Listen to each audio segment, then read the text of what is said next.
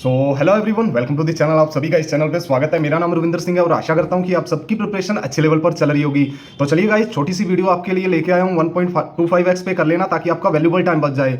तो मुझे बहुत सारे स्टूडेंट्स के कमेंट्स आए कि सर आप पहले भी 2021 में आपने पीओ का एग्जाम क्रैक किया था, वापस 2 साल बाद आपने पीओ का एग्जाम क्रैक किया था, तो व्हाट वाज योर स्ट्रेटजी? क्योंकि आप एक तो ऑफिसर हो, टाइम इतना कैसे मैनेज करते थे? तो मैं आराम से आपको बताऊंगा भाई।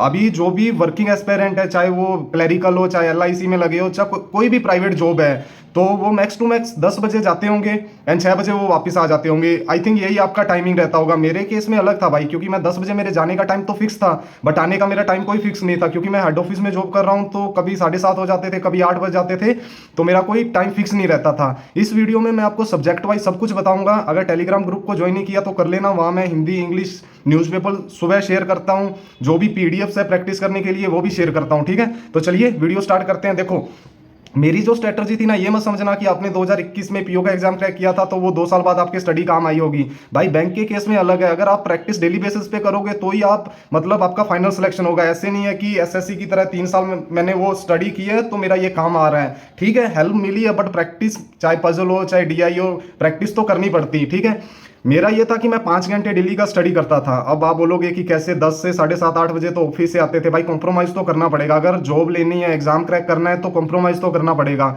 सुबह 2 घंटे में 1 घंटा मैं इंग्लिश पढ़ता था, नॉवेल्स का भी पढ़ता था। एक दिन नॉवेल्स पढ़ता था और एक दिन मैं न्यूज़पेपर पढ़ता था। ठीक है, इंग्लिश के लिए मैंने यही किया, 6 मंथ मैंने यही किया। ठीक है, और मेरी इंग्लिश अच्छी होगी।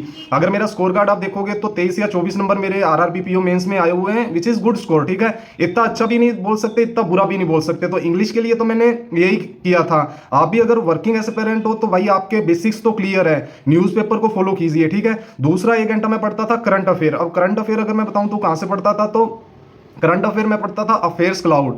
जो क्वेश्चन एंड आंसर वाली पीडीएफ आती थी ना, मैं वो करता था। पिछले दिन की करता था बट सुबह करता था। अच्छे से 18 से 20 पेज की वो डेली बेसिस पे पीडीएफ आती थी, वो करता था। एंड संडे को जो भी मैंने पीडीएफ 6 पढ़ी थी उनका रिवीजन करता था। बाद में 7 या 8 दिन बाद उसकी वीकली एक कैप्सूल आता था अफेयर्स क्लाउड का, वो कर लेता था। एंड स्टडी आईक्यू का एक 300 बेस्ट क्वेश्चन ऐसा कुछ एक पीडीएफ आती थी एंड उसका मैं रिवीजन कर लेता था। ठीक है, और मेरे 17 या 18 नंबर करंट अफेयर में आए थे, जनरल अवेयरनेस में आए थे। आप देख सकते हो सेक्शन की कट ऑफ 2 नंबर गई थी एंड मेरे 17 या 18 नंबर थे, विच इज गुड स्कोर। ठीक है, अब आपको समझ आ गया होगा कि सुबह आपको 2 घंटे देने हैं। 1 घंटा इंग्लिश को देना है और 1 घंटा आपको किसको देना है, करंट अफेयर को देना है। ठीक है, अभी करंट अफेयर में स्टार्ट करना है। 1 अप्रैल से आप अपना करंट अफेयर स्टार्ट करना। अभी जो भी मैंने ग्रुप में पीडीएफ भेजी है बैंकिंग अवेयरनेस की, अच्छे से कर लो वो 200 पेज की। ठीक है, इंटरव्यू में भी काम आएगी वो पीडीएफ आपके एंड एग्जाम में भी काम आएगी। ठीक है, यहां तक तो हो गया सुबह का। ठीक है, और बाद में मुझे 10 बजे ऑफिस जाना होता था तो मैं पहले ये 2 घंटे देखे। ये टाइम मेरा फिक्स नहीं रहता था कि मैं सुबह 7 से 8 ये करूंगा, 8 से 9 ये करूंगा, बट मेरा ये दिमाग में सेट रहता था कि सुबह 2 घंटे रविंदर तुझे स्टडी को देने हैं तो देने हैं। ठीक है, अब आते हैं शाम की। शाम को कभी मैं 6 बजे भी फ्री हो जाता था, कभी 8 बजे भी फ्री नहीं होता था, तो शाम के लिए मैंने 3 घंटे रखे थे। अब 3 घंटे कैसे थे, 2 घंटा 45 मिनट एंड 15 मिनट। अब बोलो कि 2 घंटे 45 मिनट 15 मिनट कैसे? 2 घंटे एक दिन मैं मेंस की मैथ करता था, एक दिन मेंस की रीजनिंग करता था। मैंने 1 घंटा मैथ 1 घंटा रीजनिंग मेंस के लिए नहीं रखा था।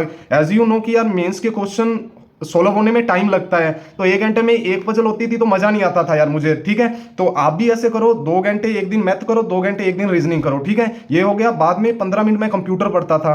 कंप्यूटर मेरा बैकग्राउंड है तो मैं एमसीक्यूज करता था। एंड लास्ट में सोने से पहले 45 मिनट का आरआरबी पीओ का आप पेपर दे सकते हो। मैंने तो 1 से 2 ही आरआरबी पीओ प्री के एग्जाम दिए हैं, मैं एसबीआई पीओ के लगाता था। ठीक है, एंड एक दिन आपने आरआरबी पीओ प्री का एग्जाम दे लिया, नेक्स्ट डे उसका एनालिसिस करो, क्योंकि अपने पास टाइम काफी है। अब ये 5 घंटे आने वाले 7 से 8 मंथ अगर आप देते हो ना, तो मैं ये गारंटी देता हूं कि आपका प्री भी निकलेगा, मेंस भी निकलेगा एंड इंटरव्यू भी निकलेगा।